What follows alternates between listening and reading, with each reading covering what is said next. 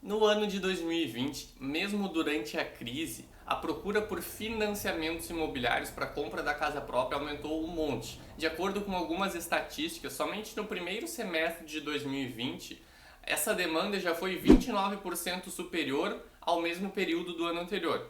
E além disso, já estão dizendo que esta é a maior alta semestral na procura por financiamentos imobiliários. Ao longo de 10 anos, já é a maior alta semestral. Isso tudo está acontecendo principalmente porque a taxa básica de juros da economia, a Selic, está no seu menor patamar histórico, cerca de 2%, enquanto eu estou gravando esse vídeo. E com isso, com a taxa Selic caindo, todas as outras taxas de juros acabam caindo junto. Só que, se a gente for olhar, a taxa média cobrada aí pelos bancos por financiamentos imobiliários não caiu tanto assim. A Selic está em 2%, mas as taxas médias ali que os bancos cobram para financiamento está em torno de uns 7, 8%. E tu já parou para pensar por que isso ocorre? Por que as taxas dos financiamentos imobiliários não caíram tanto quanto a Selic? Bom, nesse vídeo eu vou te explicar de uma forma bem simples por que isso ocorre e também vou te dizer como que tu sempre vai conseguir saber de antemão quanto que vai ser em média a taxa cobrada pelos bancos para fazer um financiamento imobiliário.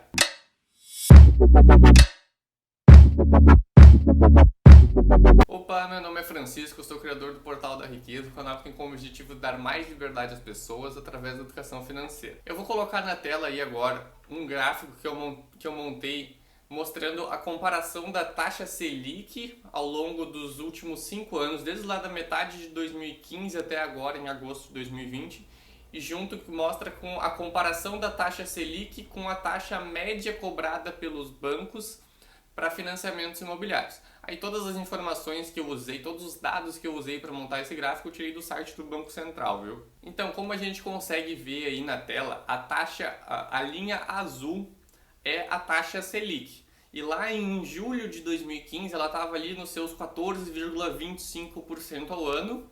E ao longo do tempo ela veio caindo e até chegar agora ali, hoje, em agosto, julho, agosto de 2020, que está em seus 2% ao ano. Só que se a gente olhar a linha laranja, que é a taxa média cobrada pelos bancos para financiamentos imobiliários, ela não caiu tanto assim, né? Ela mal e mal caiu, ela estava lá nos seus 9%, 9 e pouco em 2015, subiu um pouco ali para uns 10 em 2016, 2017, e daí deu uma leve queda que chegou agora aqui em agosto de 2020, tá ali pelos seus 7, 7,5% ao ano. Tá, mas por que isso acontece? Por que as taxas de financiamento mal e mal caíram enquanto a Selic despencou?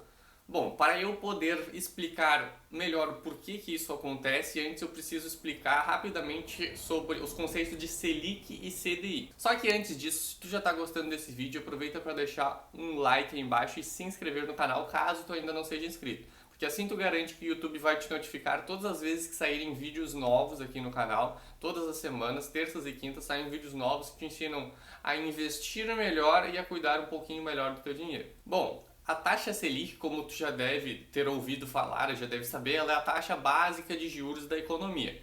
E o CDI é a taxa que os bancos usam para fazer empréstimos entre si. Os bancos fazem empréstimos de um dia para o outro entre si para ter certeza de que eles não vão ficar com menos do que a quantia mínima estabelecida pelo Banco Central como garantia dos seus empréstimos. Só que o CDI é praticamente igual ao Selic, né? O CDI se baseia na taxa Selic e essas taxas são praticamente iguais. Então, como o Banco Central controla a taxa Selic e o CDI é igual à taxa Selic, a gente pode dizer que o Banco Central controla o CDI. Só que a taxa básica de juros da economia, a taxa Selic, nada mais é do que o preço do dinheiro.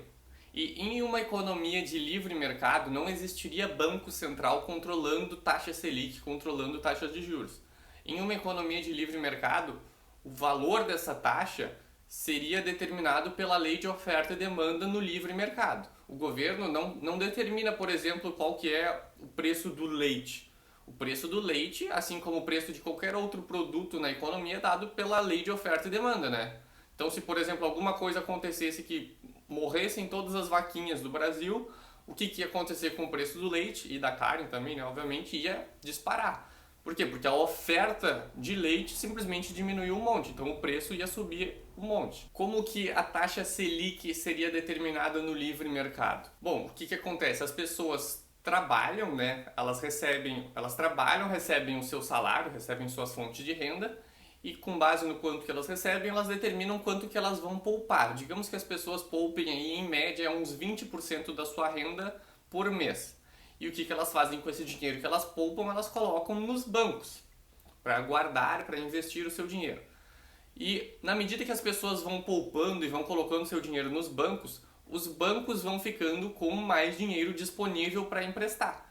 E quando os bancos estão com bastante dinheiro disponível, ou seja, a oferta de dinheiro está alta, tem muito dinheiro disponível para emprestar aí para as pessoas, então os bancos o preço do dinheiro vai cair, porque a oferta de dinheiro está alta, ou seja, a taxa de juros cobrada pelos bancos para emprestar dinheiro vai ser menor. E daí, na medida que as pessoas vão pegando empréstimo para consumir, vão pegando mais empréstimo, vão ficando com menos dinheiro, não vão conseguindo poupar tanto e vão parando de depositar nos bancos, ou vão diminuindo seus depósitos nos bancos. Então o que acontece é que o dinheiro que está nos bancos vai diminuindo. Ou seja, agora a oferta por dinheiro está menor e como tem menos dinheiro sendo ofertado na economia, os bancos vão ter que subir a taxa que eles cobram para emprestar dinheiro. É assim que funcionaria a taxa de juros em uma economia de livre mercado. Hoje a gente sabe que não funciona assim. Hoje o Copom se reúne a cada 45 dias para determinar a meta da taxa Selic. A taxa Selic, como a gente já viu, é praticamente igual ao CDI, né? Elas são praticamente as mesmas taxas. Mas por mais que o governo controle a taxa Selic, tem outras taxas de juros que o governo não controla, que são as taxas DI futuras. DI é CDI, DI é igual a CDI, tá? Mas como assim, Francisco? Eu não entendi taxa DI futura, o que é isso? As taxas DI futuras é quanto que o mercado espera que vai estar a taxa DI, a taxa CDI, em uma determinada data no futuro. E estas taxas, sim, são determinadas pela lei de oferta e demanda, elas são determinadas pelo livre mercado. E agora eu vou mostrar aqui na tela do computador como que a gente consegue olhar quanto que vão estar esses índices, aliás, quanto que vai estar, não, quanto que o mercado espera que esses índices vão estar no futuro. Se a gente acessar esse site aqui, o TradingView, a gente consegue olhar praticamente qualquer índice do mercado financeiro mundial. Então eu vou colocar aqui as taxas DI futuras. O que é então? DI 1. Por que 1? Porque as taxas DI, como a gente sabe, são taxas que os bancos usam para emprestar dinheiro entre si de um dia para o outro. Por isso 1. Taxa DI de um dia. Daí se a gente vê aqui, ó, tem várias taxas DI futuras. Ó. Tem de vários anos, ó, 2020, 2021, 2024. E também tem de vários meses. Cada letra representa um mês. Então, U representa as taxas DI com vencimento em setembro. V significa as taxas DI com vencimento em outubro. Mas eu vou pegar as taxas DI 1F, que são as taxas com vencimento em janeiro. Então, se eu colocar o F aqui, ó, nós temos todas essas taxas DI com vencimento em janeiro. Temos para 2021, 2022, 2023 até 2035. Então, eu vou pegar aqui só para a gente olhar em 2021. Ó, o que significa isso daqui?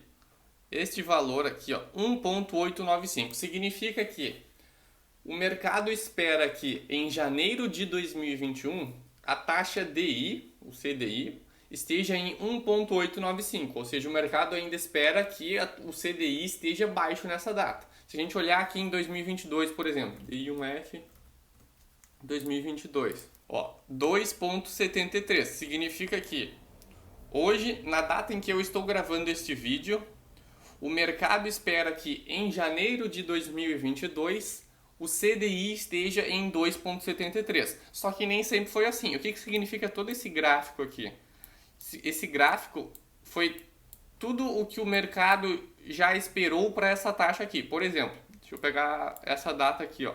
Em 13 de setembro de 2018, o mercado achava que o CDI em janeiro de 2022 estaria 11,01. Vocês conseguem ver aqui no cantinho, né? Quando eu coloco o mouse aqui, aparece ali no cantinho quanto que era esperado para o DI nesta data. Só que o que acontece? Conforme o Banco Central foi controlando a Selic, foi baixando a Selic e outras coisas foram acontecendo na economia, o mercado foi ajustando as suas expectativas para quanto que ele acha que vai estar o CDI nesta data, de janeiro de 2022, até a gente chegar aqui. Hoje, na data que eu estou gravando esse vídeo, o mercado espera que a taxa DI, taxa CDI, em janeiro de 2022 esteja 2,73. Isso daqui fica mudando a toda hora, porque isso daqui são índices que são negociados na Bolsa de Valores, são índices futuros que são negociados. Então, o que acontece na prática é que o Banco Central determina quanto que vai estar o CDI hoje, esse é determinado pelo Banco Central, mas com base no que o Banco Central determina, o mercado ajusta suas expectativas para quanto que ele acha que vai estar o CDI em uma determinada data no futuro. E se a gente olhar aqui uma data mais longa, ó, a última que tem aqui é 2035. Vamos olhar em 2035 então. Para janeiro de 2035, o mercado acredita que a taxa DI, a taxa CDI, vai estar em 8,25. Eu montei um gráfico aqui para mostrar as expectativas do mercado. Então, ó, hoje a taxa Selic está em 2% ao ano. Em 2021, o mercado acredita que vai estar em 1,9, daí vai subindo 2,8 em 2022, até chegar lá em 2035, 8 ponto alguma coisa. Ou seja, voltando agora para a questão dos financiamentos imobiliários. Os bancos não podem, se eu, Francisco, for no banco hoje fazer um financiamento imobiliário, o banco não pode me cobrar uma taxa de 2% ao ano para um financiamento imobiliário que é uma dívida de longuíssimo prazo, é lá pelos seus 30 anos, ou seja, se eu fizesse hoje em 2020 o financiamento imobiliário, ele acabaria teoricamente em 2050. Então o banco vai olhar a taxa mais longa possível, no nosso caso aqui a gente tem até 2035, mas ele vai olhar a taxa mais longa possível, quanto que o mercado espera que vai estar o CDI lá por perto do vencimento do meu financiamento imobiliário. Então o banco não poderia me cobrar uma taxa de 2% ao ano de juros, se lá no vencimento do meu financiamento imobiliário e ao longo do caminho, eles sabem que o mercado espera que essa taxa vai estar aumentando. Porque daí lá perto do vencimento a taxa Selic já vai estar em 7, 8% e eu vou estar pagando 2% ao ano. Ou seja, eles estariam perdendo dinheiro de certa forma. É por esse motivo que as taxas cobradas pelos bancos para fazer financiamentos imobiliários não caiu tanto assim. E se tu quiser saber quanto, já de antemão, assim, estou pensando em fazer um financiamento imobiliário. Caso não sei quando que tu vai estar assistindo esse vídeo, pode estar assistindo agora em 2020, logo que eu publicar, tu pode estar assistindo ele em 2022, em 2025, mas como que tu sempre vai conseguir saber de antemão quanto que em média os bancos vão te cobrar para fazer um financiamento imobiliário? O que tu faz? Tu acessa, por exemplo, esse site aqui e olha qual que é a taxa DI mais longa possível. Agora, no meu caso, é 2035. Mas estão olhando aqui. Bom, lá em 2035, o mercado espera que o CDI, que é a Selic, praticamente são iguais, vai estar em 8,25. Então, eu sei que os bancos vão me cobrar, em média, 8,25 de taxa de juros para o meu financiamento imobiliário. Claro, ainda tem que colocar todas aquelas outras coisas que os bancos colocam, né? A taxa de administração, seguro, mais um monte de coisa que forma o custo efetivo total. Mas é dessa forma que tu sempre vai conseguir saber de antemão quanto que os bancos vão cobrar em média por um financiamento imobiliário. Então, só para recapitular aqui rapidinho o que a gente viu. A taxa Selic é praticamente igual ao CDI, elas são praticamente a mesma coisa. O CDI é a taxa que os bancos usam para fazer empréstimos de um dia entre si. E o governo controla quanto que vai estar o CDI hoje. Só que, com base no que o governo determinou que vai estar o CDI hoje, o mercado ajusta suas expectativas para quanto que ele acha que vai estar o CDI lá na frente em uma data futura. E é esta taxa, essa taxa índice CDI futuro, DI futuro, é que tu precisa ficar de olho para saber quanto que em média os bancos vão cobrar para fazer um financiamento imobiliário. Tu já sabia que era assim que os bancos determinavam as taxas de juros cobradas por financiamentos imobiliários? Ou tu não tinha a menor ideia, tu nunca tinha nem ouvido falar em taxa DI futura? Deixa aí embaixo nos comentários que eu quero saber. Hoje eu vou ficando por aqui e eu vejo vocês no próximo vídeo.